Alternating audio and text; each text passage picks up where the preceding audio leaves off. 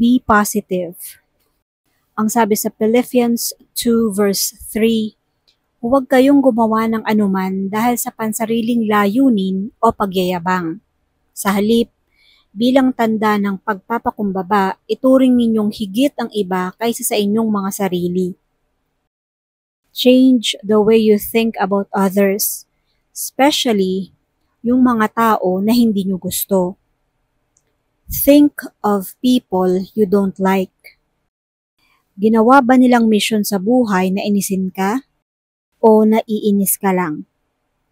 Do not treat others as enemies that you must defeat as dispensers of your happiness, or as mistakes that you must change. Ito ang source ng napakaraming unhappiness sa relationships. Ang tingin kasi natin sa mga tao ay dapat natin laging talunin.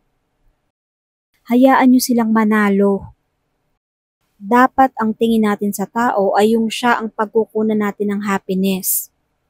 Na para siyang gripong pag binuksan nyo, may lalabas na happiness para sa inyo.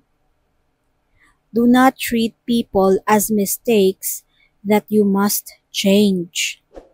Bawasan natin yung mission natin to change everybody para tayo ay sumaya.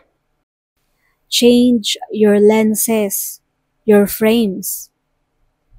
Imbes na kayo ay maging pessimistic, dapat maging optimistic kayo. Instead na kayo ay mag-isip ng negative, think positive.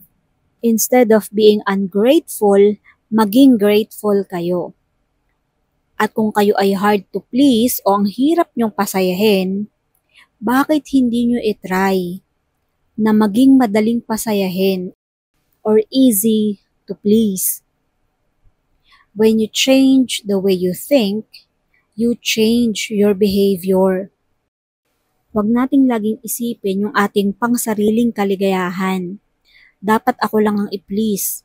Dapat kapag ako ang kausap, maayos lahat, masaya, ayoko ng nega.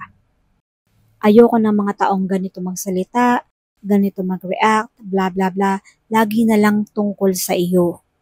Most of the time, baguhin din natin yung way natin ng pagre-react o pag-i-interact with the world. Baguhin din natin yung way natin ng pagsasalita. Most of the time, the way we speak drives people away from us. Kasi kung masyado tayong prangka, halimbawa, hindi naman matutuwa ang mga tao na makipag-usap sa atin. Although, merong mga sitwasyon na kailangan prangkahin mo rin ang tao. Pero dapat inilulugar. Tuwing bubuka ang bibig natin, may na-offend ba? Pansinin nyo yan sa inyong mga sarili. Imposible na hindi nyo yan nakikita. Palitan at gandahan din natin ang paraan ng pagsasalita para mabawasan ang mga kalaban o kaaway at madagdagan ang mga kaibigan natin. God bless us all.